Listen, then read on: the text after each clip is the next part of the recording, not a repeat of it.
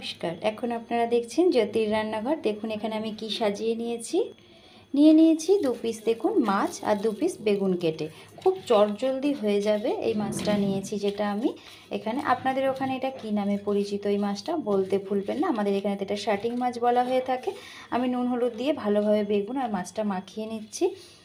এবারে আমি এটাতে কি মশলা দেব, আপনারা যদি পুরো ভিডিওটি ফুল ওয়াচ করেন, স্কিপ না করে দেখলে অবশ্যই বুঝতে পারবেন।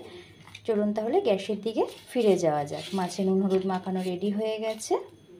গ্যাসে কড়াই বসিয়ে দিয়েছি। মাছটা কিন্তু আমি সম্পূর্ণ রান্না করব। দিয়ে দিয়েছি কড়াইতে আমি এখানে সাদা তেল। আজ কিন্তু আমি সম্পূর্ণ মাছটা সাদা তেলেই রান্না করব। তেল খুব ভালোভাবে গরম করেছি। গ্যাসের ফ্লেমটা একদম কমিয়ে দিয়ে বেগুনটা আগে ভেজে নেব। আমি এখানে 2 পিস মাছ রান্না করছি বলে আমি 2 টুকরো বেগুন নিয়েছি। আর এই মাছের জন্য কিন্তু বেগুনটা একটু বড় বড় করে কাটলে তবেই ভালো লাগে। এবারে বেগুনটা লাল করে ভেজে তুলব। বেগুনের এক পিঠ ভাজা হয়ে গেছে, আরও একটা পিঠ কিন্তু এবার আমি উল্টে দিয়ে লাল করে ভেজে নেব। আপনারা যদি পুরো ভিডিওটি ওয়াচ করেন অবশ্যই বুঝতে পারবেন আমি কিভাবে কি বানাতে চলেছি। বেগুনটা সুন্দর ভাজা হয়ে গেছে, তুলে ফেলবো।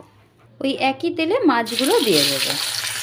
আপনারা যখনই মাছটা কিনবেন বাজার থেকে নেওয়ার সময় মাছওয়ালাকেই বলবেন যে ওপরের এই যে শিরটা আছে সেটা যেন বাদ দিয়ে দেয়, নাহলে পরে কিন্তু ভাজার পরে এটা এমনিতেও উঠেই যায়, কিন্তু খেতেও ঠিক একটা ভালো লাগে না। এবারে মাছটা লাল করে ভেজে তুলব। মাছের একটা পিঠ সুন্দর ভাজা হয়ে গেছে, আরও একটা পিঠ আমি উল্টে পাল্টে ভেজে তুলব। এটা একটু কড়া করে না ভাজলে কিন্তু ভালো লাগবে না। সম্পূর্ণ মাছটা দেখুন লাল করে ভাজা হয়ে গেছে, আমি এবার তুলে নেব। একই তেলে দিয়ে দেব কালো জিরে ফোড়ন, দিয়ে দেব ছোট একটা টমেটো কাটা। টমেটো দেওয়ার পরে এখানে আমি বেটে রেখেছিলাম সর্ষে, কাঁচা লঙ্কা একটা বেটেছিলাম, 2টো গোটা আছে। এখানে আছে হলুদ গুঁড়ো আর কাশ্মীরি রেড চিলি পাউডার। আমি সর্ষেটা বাটার সময় অল্প, যেহেতু সর্ষে আমি শিলপাটায় বেটেছিলাম, একটু নুন আর কাঁচা লঙ্কা দিয়ে বেটেছি। নুন কাঁচা লঙ্কা দিয়ে বাটলে পরে সর্ষে কখনো তেতো হয় না। এটা ছোট্ট একটা ট্রিক্স। এবারে আমি মশলাটা ভালোভাবে কষিয়ে নেব। সম্পূর্ণ মশলা কষানো হয়ে গেছে, দেখুন তেলটা একদম সেপারেট হয়ে গেছে। এবার এতে মিশিয়ে দেব গরম জল, দিয়ে দেব ছোটো গ্লাসের 1 গ্লাস গরম জল।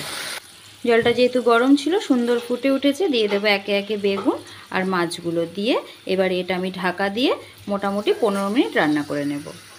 এই সময় কিন্তু অবশ্যই নুনটা দেখে নেবেন, লাগলে দিয়ে দেবেন। শীতের দিনে এই মাছ এরকমভাবে করলে সাথে যদি একটু গরম ভাত থাকে আর কিছু লাগে না, ভীষণই সুস্বাদু খেতে হয়। মিশিয়ে দেব ওপর থেকে কিছুটা ধনেপাতা। মাছটা কিন্তু সম্পূর্ণ রেডি হয়ে গেছে। পুরো আলগা হাতে ধনেপাতাটা একটু মিশিয়ে দেব যাতে বেগুনগুলো না ভেঙে যায়। এবার গ্যাসের ফ্লেমটা বন্ধ করে আমি নামিয়ে নিয়ে সার্ভ করে আপনাদের দেখাবো। দেখুন চটজলদি রেডি হয়ে গেল আজকে একটা মাছের ঝাল। আমার রেসিপিটি আপনাদের কেমন লাগলো জানাতে ভুলবেন না।